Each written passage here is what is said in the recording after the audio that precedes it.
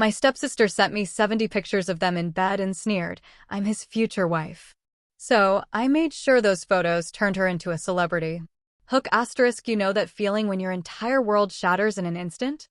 I felt it at 2:21 in the morning, when my stepsister's name flashed on my phone. What she sent next wasn't a message, it was an avalanche of betrayal, 70 photos that ripped my life apart. But what if that heartbreak isn't the end, but the beginning of your greatest fight? Pause, voice hardening slightly. My name is Meredith Hayes.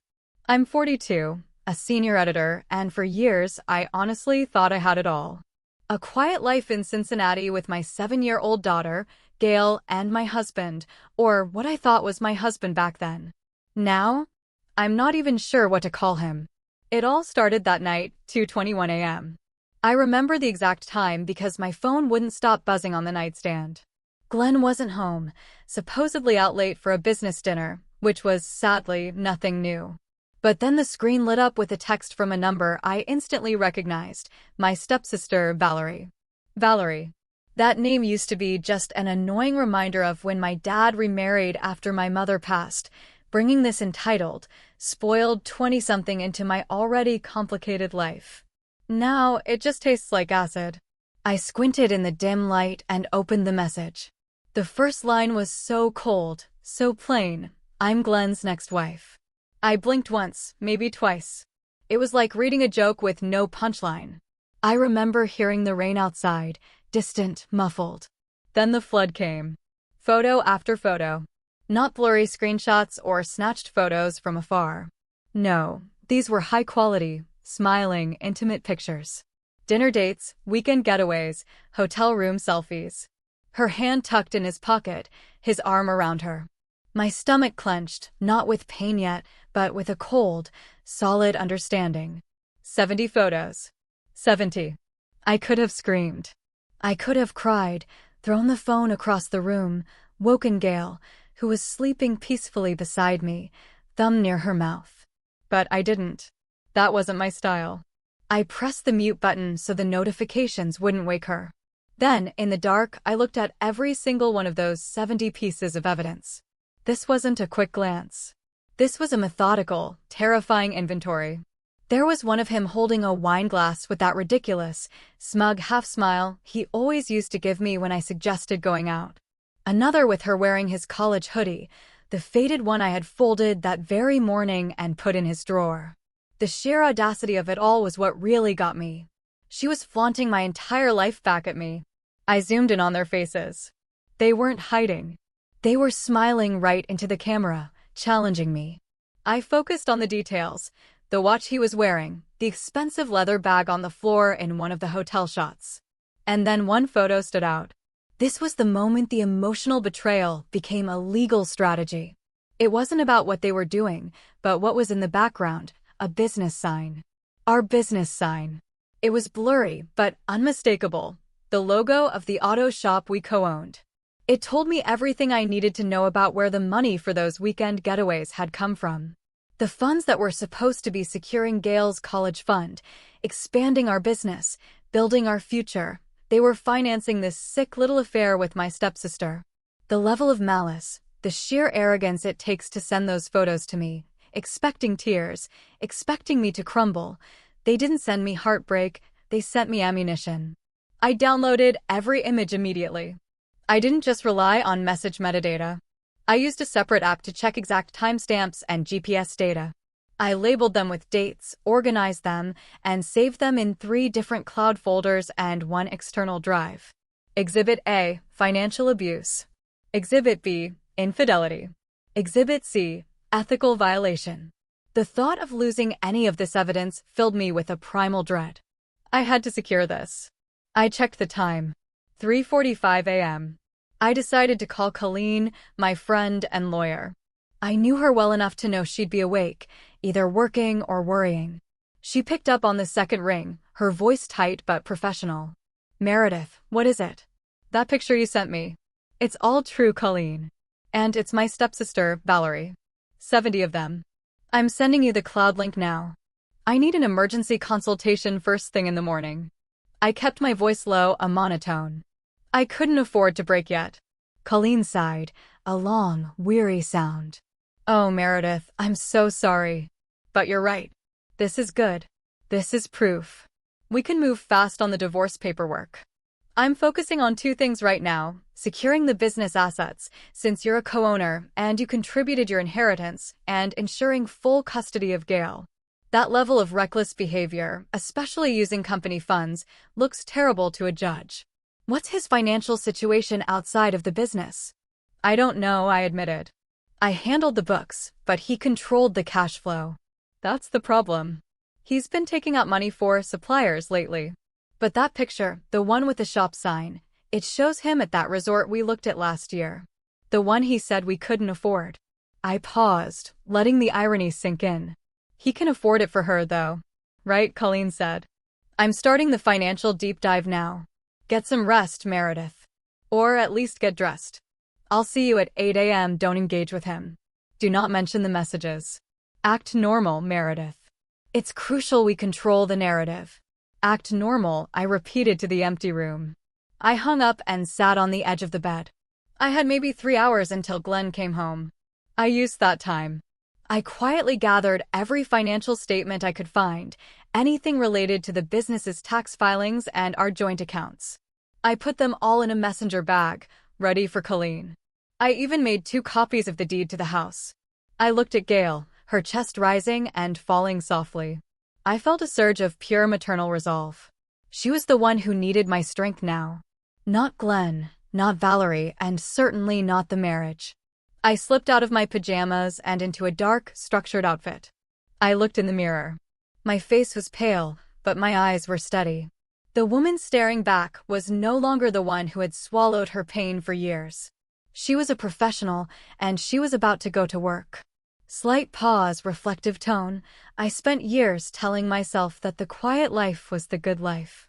10 years ago, I thought I had everything. A decent home, a hard-working husband, or so I thought, a new baby, and the beginnings of a solid small business. Glenn and I met in college. He was magnetic, always the guy with a plan. Charismatic, the center of every room. I, the quiet editor, was drawn to that fire.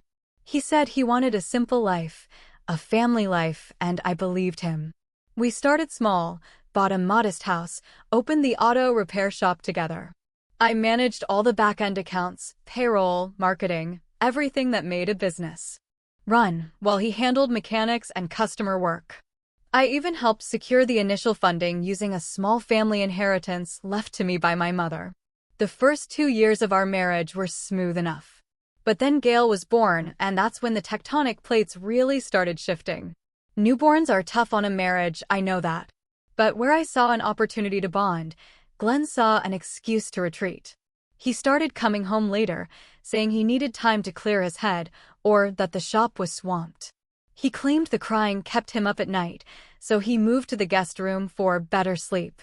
I remember the day I packed his pillows and toothbrush, trying to make it seem like a temporary necessity, a sacrifice for his high-salary job.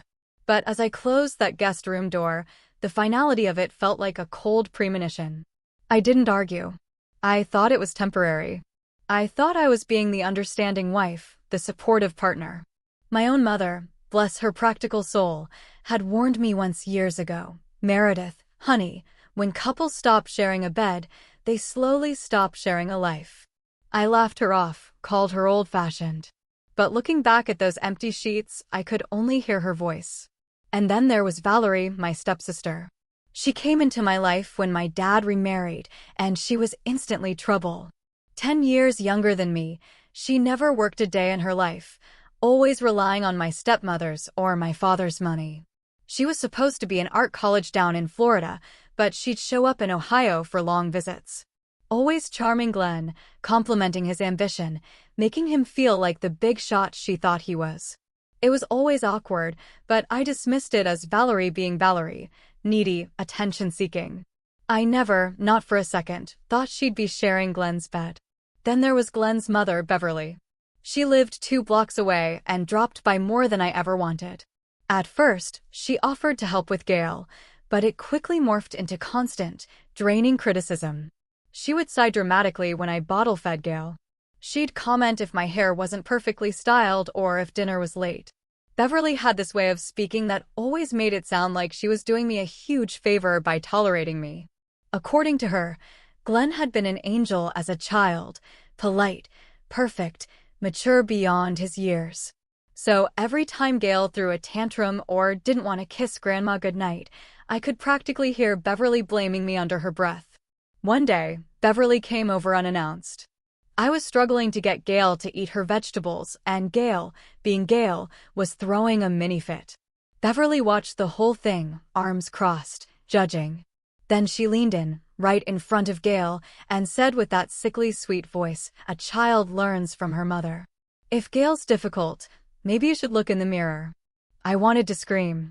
I wanted to tell her to get out of my house and never come back. But I didn't. I was tired, worn down from pretending, from waiting for Glenn to care again, from hoping I hadn't wasted the best years of my life. I kept hoping. People do that when they've invested too much, when they're scared of starting over, or when they worry about the custody battles a divorce might bring. But the time never came for us. Glenn didn't touch me anymore. We hadn't had a real conversation in months. His birthday came and went. I planned a nice dinner, bought a cake, even dressed up in that navy dress he used to like. He texted at 6 p.m. that he wouldn't be home until late. I waited. The food went cold. He never ate a bite. Then small things started going missing. Expensive diagnostic tools from the shop that he bought with the business account. A tablet I used for bookkeeping. A simple silver bracelet my mother had given me. Glenn always had a reason. A client needed a loaner. He was updating inventory. Gail probably moved it. But deep down, I knew better. He was selling things. He was using funds. I thought maybe we just needed space, maybe a short trip, a counselor, something to get us back to who we were. I brought it up once, nervously, while we were in the car on the way to pick up takeout. He laughed, not a funny kind of laugh, a cold one, like dry ice hitting water. And then he said, "You're too sensitive, Meredith. Stop acting like something's wrong just because life isn't romantic every minute." That shut me down completely. I nodded. I smiled. I agreed. But inside, another crack appeared. I didn't see it then, but I was already shrinking. Shrinking myself to keep the peace. Biting my tongue, swallowing my needs, pretending things were fine when they weren't. And he saw that. Men like Glenn, they can sense when you've decided to stay no matter what. That's when they stop trying. By year 5, we were living like roommates. I made excuses for him. He made excuses to avoid me. Beverly's visits increased, her voice louder, her judgment sharper. I was tired, worn down from waiting for him to care again, from hoping. And then came that night. The message. The photos. The proof. I wasn't crazy. I wasn't paranoid. I had been replaced. Not just replaced, but humiliated by my own stepsister. But what Glenn and Valerie didn't know was that they had just sent all their evidence straight to someone who was no longer willing to stay quiet. I looked at those 70 photos, not as heartbreak, but as hard, irrefutable evidence. Every lie he told, every moment he stole, now captured, filed, ready to use. For the first time in years, I felt something different. Clarity. Not pain, not fear, just the steady pulse of a woman who had finally stopped hoping and started preparing. It was a dark kind of freedom, a terrifying promotion to the head of my own survival. Voice softens slightly, then firms up. The night Glenn came home, I was still awake. It was almost 5 a.m. I heard his keys rattle against the door. The sound he made dropping them into the ceramic bowl I made in a pottery class our first year of marriage. It used to be a symbol of our shared life. Now it just sounded hollow. Gail stirred next to me. I gently patted her back and kissed her forehead, keeping my breathing even, pretending to be asleep. From the hallway, his voice cut through the dark. "Meredith." He sounded normal. Too normal, like nothing had happened, like he hadn't just spent the night with my stepsister. I didn't answer. I didn't want him to hear the shake in my voice, the steel I was forging in my gut. He moved down the hallway, reeking of cheap cologne and the unmistakable scent of whiskey. I heard the shuffle of his shoes, the thump of his jacket hitting the floor, then the sound of the shower running. Always the shower. Like he could just rinse off whatever sins he'd racked up that night. When he finished, he didn't come to our room. He hadn't slept in our bed in over 2 years. I let it go. That night, I didn't follow him. I stayed where I was, holding Gail. I stared at the ceiling and counted the seconds between each jerk from the bathroom faucet. Each one felt louder than the last. I didn't sleep a wink. By morning, Gail's little fingers touched my face.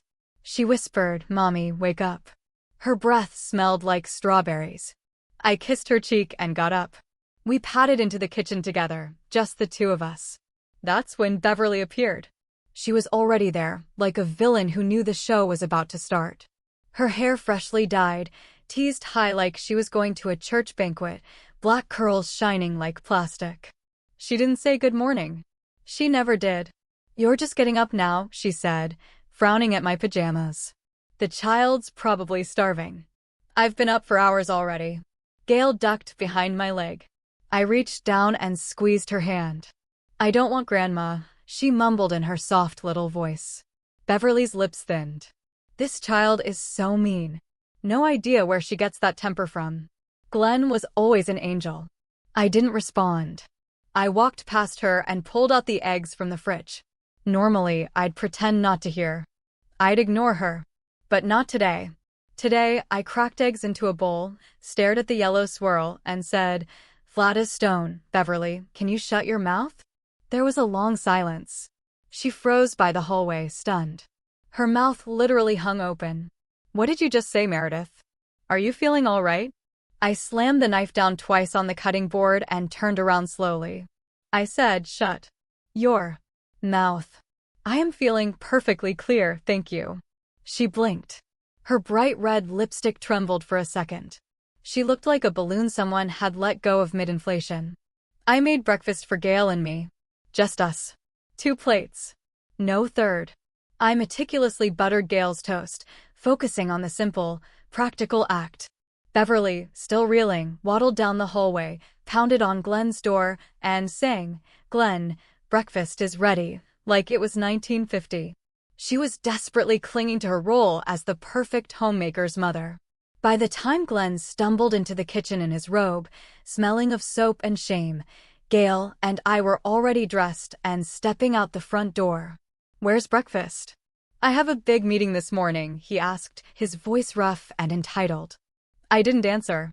Gail looked up at me and said, "Daddy didn't get any." "Nope," I said. "Mommy makes breakfast for Gail. Daddy's mommy can make breakfast for Daddy now. We are moving on to better things, sweetie." Gail nodded like it all made perfect sense to her. We got into the car.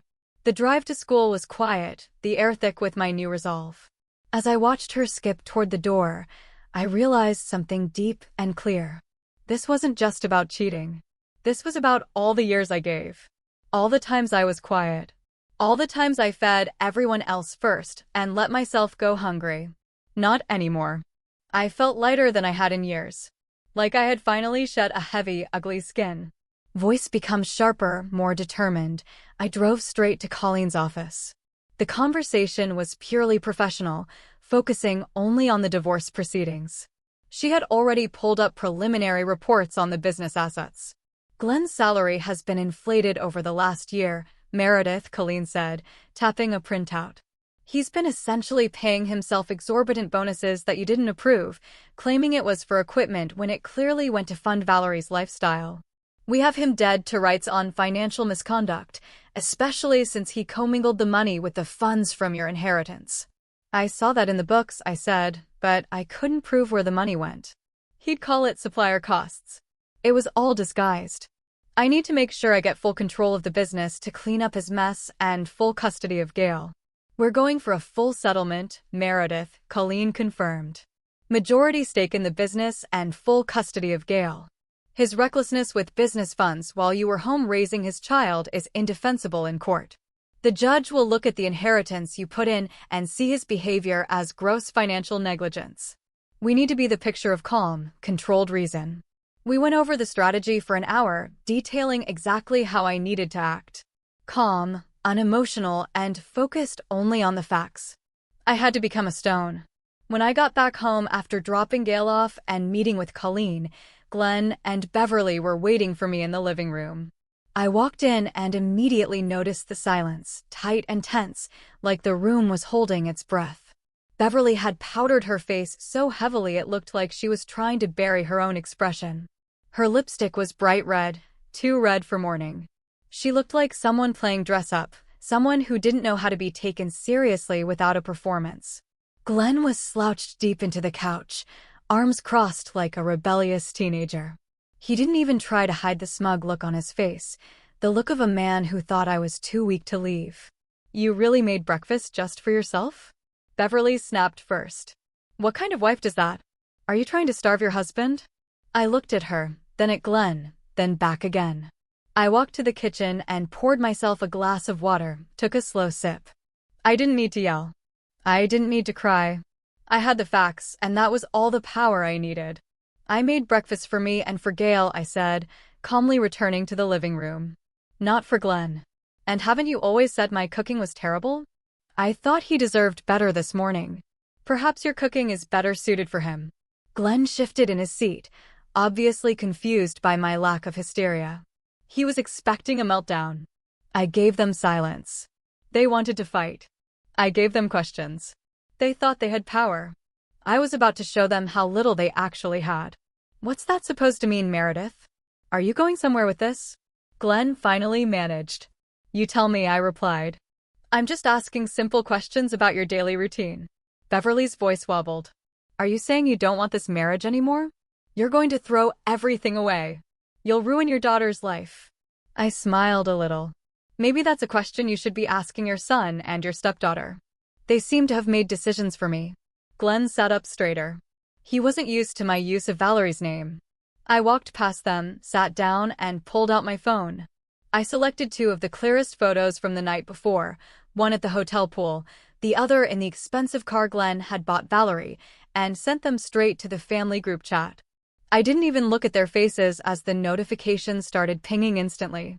Glenn's older sister called within seconds. His cousin responded with a shocked face emoji. Even his uncle, who usually only sent dad jokes, replied with a long series of question marks. Glenn lunged toward me, his face red with panic and rage. "What the hell is wrong with you? Why would you do that?"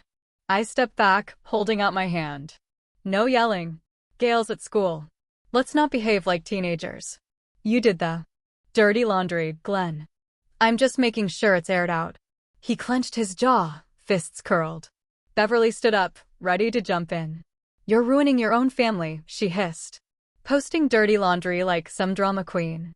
You should be ashamed." I turned to her. "You want to talk about dirty laundry? Let's talk about how your son's credit card was used to buy a hotel room for a girl half his age, my stepsister. Or how the business you're so proud of is being used to fund weekend trips and designer handbags, money that should be securing Gail's college fund." Beverly's eyes narrowed. "You think you're clever? You'll be left with nothing." "No," I said. "I'm thorough. And I will be left with everything I earned."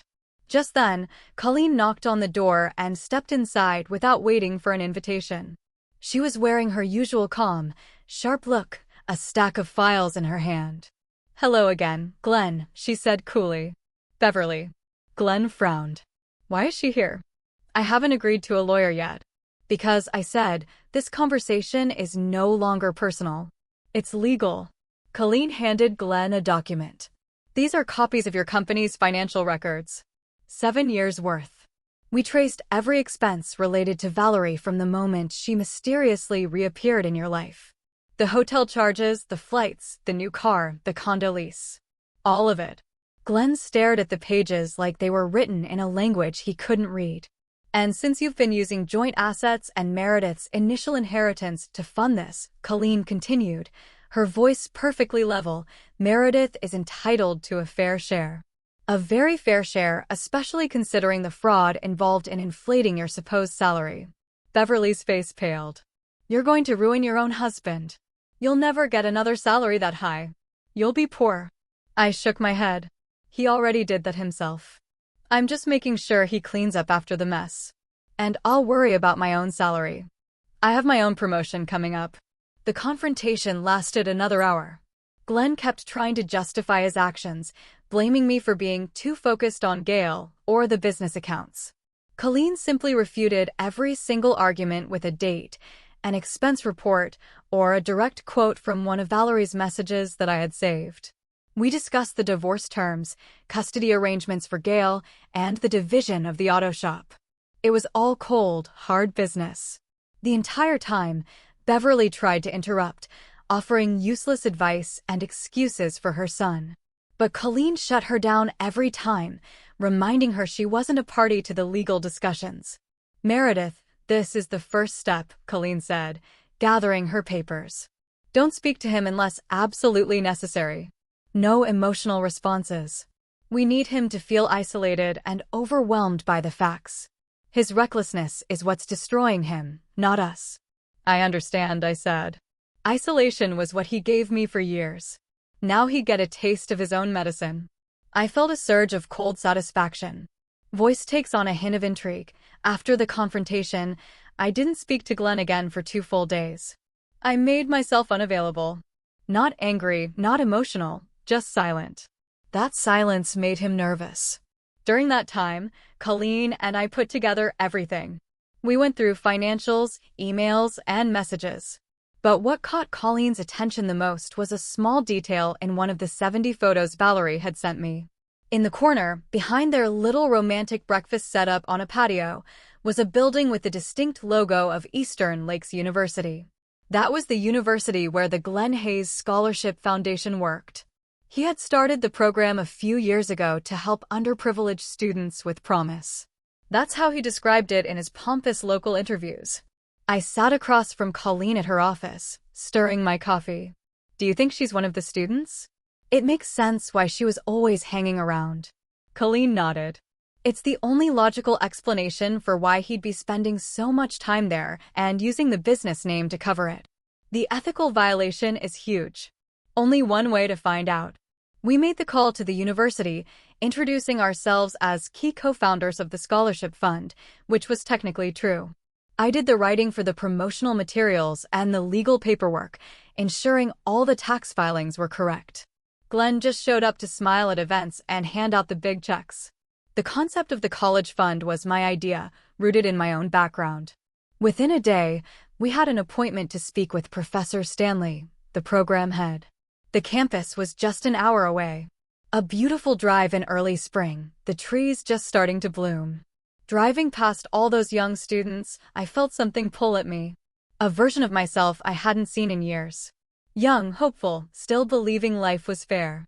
Still believing in the value of education and hard work. I was the one who went to college on a partial scholarship. I knew what that kind of help meant. I remembered the long nights writing essays, the excitement of my first salary job, the sacrifice I made putting my inheritance into Glenn's business. To see Glenn potentially corrupting that, abusing the trust of the university, made my blood run cold. It wasn't just personal anymore. It was public corruption and an attack on everything I valued. Professor Stanley greeted us warmly, shaking my hand with both of his. "We're honored you came, Mrs. Hayes," he said. "The work your family has done here, it's changed lives. The college fund you've established is truly making a difference. We are very careful with the disbursements." I forced a polite smile and nodded. "We just want to make sure the support is going to the right students and that all ethical guidelines are being followed. We're doing an internal check on the integrity of the process." He brought out several folders and began showing us profiles. One stood out right away.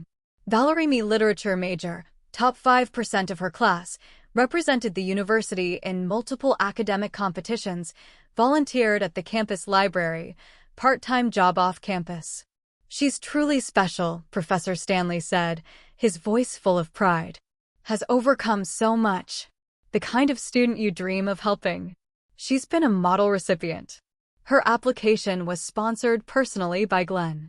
I exchanged a look with Colleen. "Is Valerie on campus today, Professor?" He picked up his desk phone, dialed quickly, then frowned. "She's taken a sick day. Said she's not feeling well. A bad flu. Very contagious." I let my voice drip with concern. "Oh no, that's unfortunate. Do you know where she's staying?" "We always ensure our scholarship recipients have access to the best care. We need to." Make sure we're covered from a liability standpoint. You understand.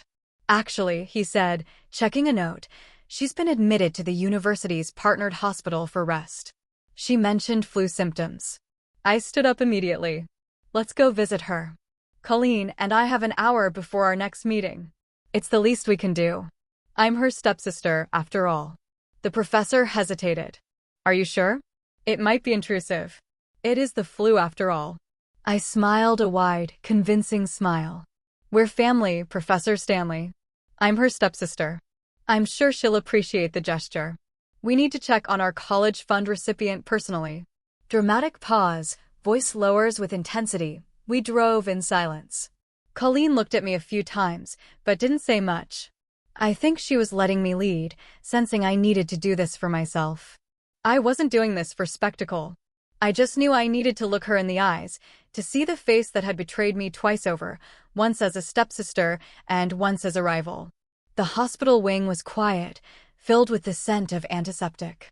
We walked down the corridor until we found room 333. Colleen stopped me just before the door. Meredith, look closer. I looked. Beside the number was a small placard. It read, Maternity Ward. She's not here for the flu, Colleen whispered, her eyes wide. I nodded once, then knocked gently and opened the door. Valerie was in the bed, pale and tired-looking. Her hair was in a messy bun. She didn't have makeup on. She looked nothing like the smiling girl in the 70 photos.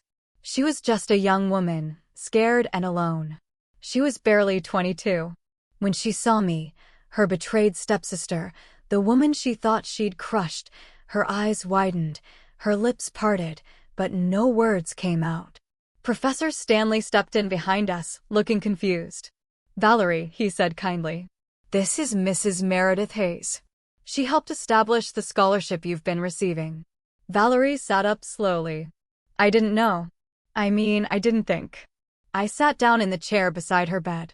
I had to look her in the eyes. I had to be the calm, terrifying force in the room.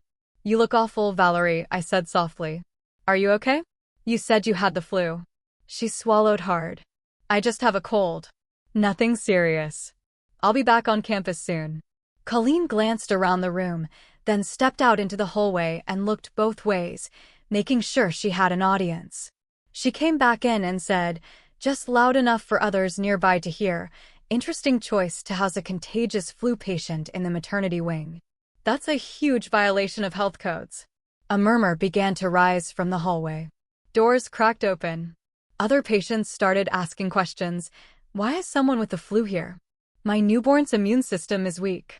This is supposed to be the VIP wing. Nurses scrambled to contain the noise. One young nurse blurted out, trying to restore order, she's not sick. She's here for prenatal care. It's a complication with her blood pressure. The hallway went dead silent. Inside the room, Valerie's face turned the color of chalk. Colleen leaned over and said in a low voice, now that the room's awake, shall we talk about your baby, Valerie? Valerie bit her lip so hard it looked like it might bleed. Professor Stanley looked between us, stunned. Valerie, is this true? A baby? And you lied about the flu. She nodded once, slowly, shame visible in the simple movement. I asked the final, devastating question. Is it Glenn's? She said nothing, just pulled the blanket up to her chin and looked away, refusing to meet my gaze. That was answer enough. Colleen looked at the professor, her voice sharp and legal. Given the nature of their relationship, there are serious ethical implications here. He's sponsoring a student he's sleeping with, a student who also happens to be his wife's stepsister. This is a massive conflict of interest. He blinked, the realization of the scandal hitting him all at once. You mean she's one of our students, and he's her sponsor, and the father? Yes, Colleen finished. Her mentor, her landlord, the supplier of her expenses, and the father of her child, all while using funds designated for the college fund to pay for her luxury lifestyle. This is a lawyer's nightmare. The betrayal, the scandal, the fallout. He turned toward the door and said firmly, I'm calling campus security and the board now. This is a violation of every ethical guideline we have. This calls the entire foundation's integrity into question. We will need a full audit. But I wasn't done yet. I stood up and turned to Valerie, who was shaking slightly under the blanket. I wanted her to understand the depth of her arrogance. "You thought sending me those photos would break me, Valerie?" I said quietly, leaning down. "You thought I'd send a check and walk away. You thought you'd step into my life, take my husband, and get an easy inheritance. But you never understood who I really am. I'm the one who handles the accounts. I'm the one who founded the college fund. I don't break. I fight. I'm the one who paid for this room. And I'm the one who has all the evidence." I stood up straight, turning my back on her. The scene was over. The stage was set. Voice lightened slightly, more reflective. I didn't go straight home after the hospital visit. I needed a moment to process the sheer audacity of it all. Glenn, his mother Beverly, and now my stepsister Valerie, all wrapped up in this corrupt mess. I sat in my car in the hospital parking lot, hands on the steering wheel, staring at the building. Everything that had happened in the past 72 hours suddenly felt surreal, like I had been cast in someone else's life, and I was just now stepping back into my own skin. Then my phone buzzed. It was Colleen. "She's trending," Colleen said without even saying hello. "What? Trending for what?" I asked, my heart hammering. Colleen sounded both amused and tired. One of the nurses posted a photo. Said a university scholarship recipient was caught lying about being sick to hide a secret pregnancy. It's vague enough to be legal, but the internet's running with it. The local news websites are already picking up the scent of the ethical violation. I pulled up the post. Sure enough, there was a blurry shot of Valerie's hospital door with the maternity sign barely in frame. The caption read, "When you fake the flu to hide what you're really carrying." The comments were exploding. Most didn't know who it was about yet, but the drama was magnetic. That's when Colleen added, "We have a choice now, Meredith. Do you want this to die down quietly, or do we guide the story? The divorce proceedings will be much cleaner if the public knows why we're taking the business. This is your chance for a public promotion of your new status." I didn't hesitate. We guide it. We need to make sure everyone knows the truth about the college fund abuse. So we did. Over the next 2 days, Colleen and I crafted a meticulous letter to the university board. We listed all the ethical violations Glenn had committed, sponsoring a student he was sleeping with, using company funds for personal indulgence, and violating the foundation's integrity. The letter pointed out that the supposed scholarship college fund was being used as a slush fund for his mistress, who was also my stepsister. We attached the redacted financial records and the initial photos as proof of commingling of funds. We sent copies to the press, not just the tabloids, but the real, quiet papers that covered local business news and university ethics. They did the rest. Articles started popping up. Ohio businessman under investigation for scholarship misuse, student caught in secret pregnancy scandal linked to mentor, and finally, photos leaked showing business leader in questionable relationship with 22-year-old stepsister. The photos, yes. I hadn't just let them rot in my inbox. I selected 10, only the 10 that showed absolutely no nudity, no inappropriate poses, just enough to imply everything without saying it. Photos of them holding hands, kissing over dinner, Glenn looking smug on a yacht. I made sure to include the photo with the business logo visible, and I posted them with a caption that went nuclear. When a woman sends you 70 photos expecting you to fall apart, you take a deep breath and let the world see what she's proud of. That post alone got over 200,000 shares in a weekend. My phone was vibrating constantly with friend requests, follows, and messages from old high school classmates who hadn't spoken to me in decades. My cousin, who had only sent question marks in the group chat, called me crying, saying she was so proud. I finally stood up to Beverly and Glenn. But I didn't stop there. I wrote a blog post, just one. It took me a full night, but it flowed out of me. Years of silence, finally finding a voice. I told the story from my perspective, not as a betrayed wife, but as a woman who had spent 10 years building something, putting up the initial inheritance, managing the accounts, raising the child, only to discover her partner was never really building with her.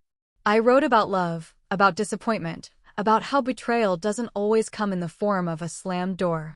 It can come in smiling selfies from someone half your age, someone you grew up with. I wrote about the pain of seeing my inheritance drained for someone else's vacation. I didn't name names, but the internet connected the dots anyway. Valerie immediately deleted all her social media. Glenn went into hiding, turning off his phone. Beverly started calling my sister, trying to spread rumors that I was mentally unstable, but it was too late. Within a week, the scholarship board had announced an internal audit, and Glenn was forced to voluntarily step down from all public duties.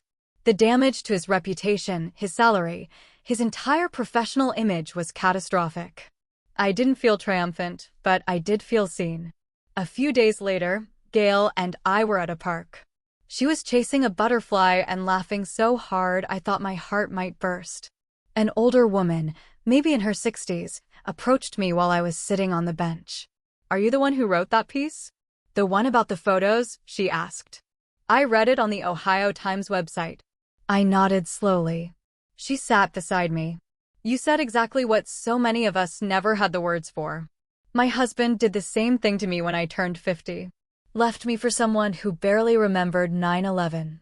And everyone acted like I should just be quiet and move on. Your article was like a firework." She touched my hand. "Thank you for not being quiet. You got yourself a huge promotion in life." That night when I checked the blog's inbox, it had over 1,000 messages. Most were from women. Some were angry, some were heartbroken, but all of them said the same thing in different ways. "You made me feel less alone." That's when I knew this story wasn't about Valerie. It wasn't even about Glenn. It was about what happens when women refuse to sit quietly while someone tries to erase them. It was about choosing dignity when someone hands you humiliation.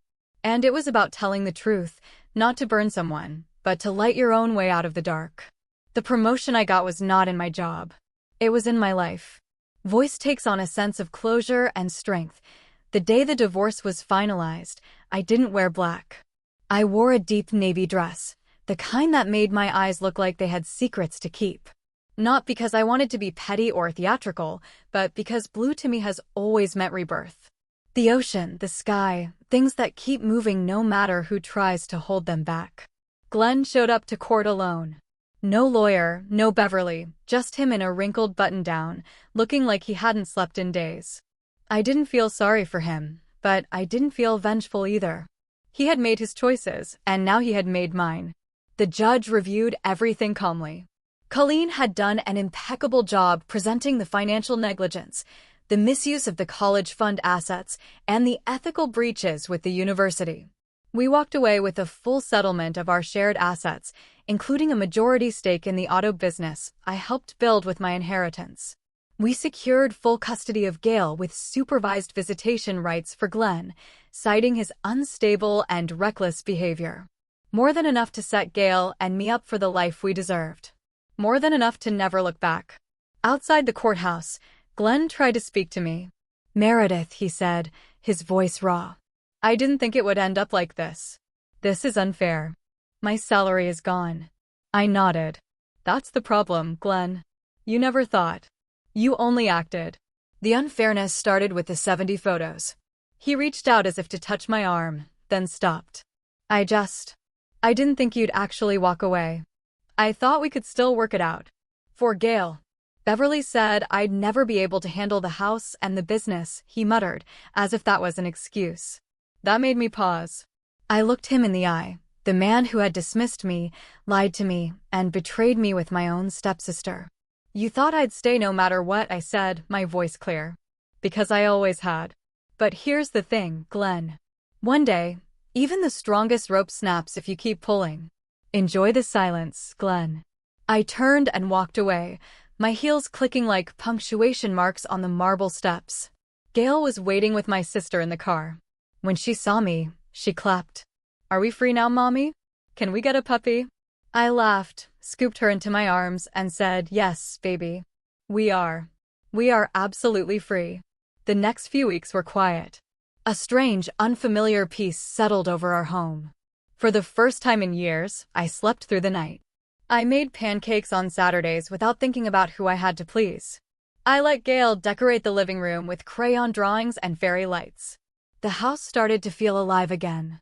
I used my newfound control over the business to hire a competent manager, and I shifted my focus to my editing career, which quickly led to a significant promotion. I spent several weekends packing up Glenn's things from the guest room. I didn't rush. I folded his shirts, organized his tools, and put everything into labeled boxes. It was a mundane process, but in its practicality, I found immense satisfaction.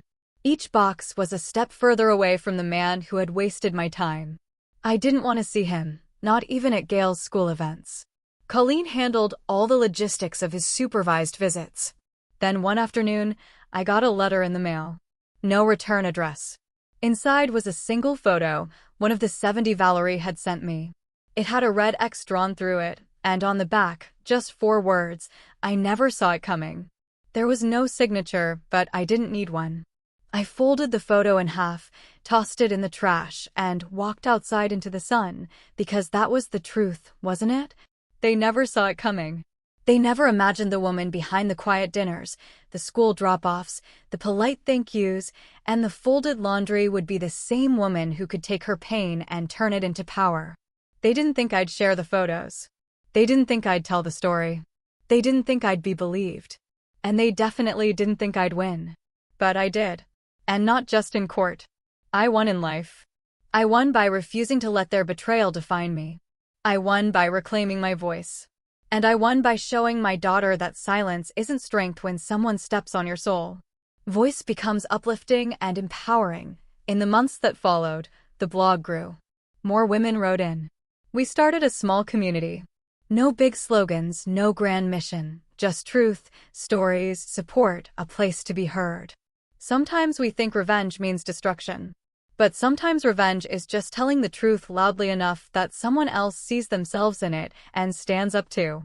So here I am, still standing, still walking, still free. If you've ever been made to feel like your pain wasn't valid, like your voice was too small, or your story wasn't worth telling, I hope this video reminds you, you are not alone. And if someone ever sends you 70 photos expecting you to break, I hope you remember you don't have to shatter. You can rise. And sometimes, rising is the best revenge of all. Music swells slightly, call to action asterisk, I poured my heart into sharing this with you, hoping it might resonate. So, I have to ask, what would you have done in my place? Have you ever felt like you had to shrink yourself to keep the peace? Tell me what you think in the comments below. I really want to hear your stories and connect with you. Like this video, share it with someone who needs to hear it, and if you want to be part of a community that believes in finding strength through truth, don't forget to subscribe.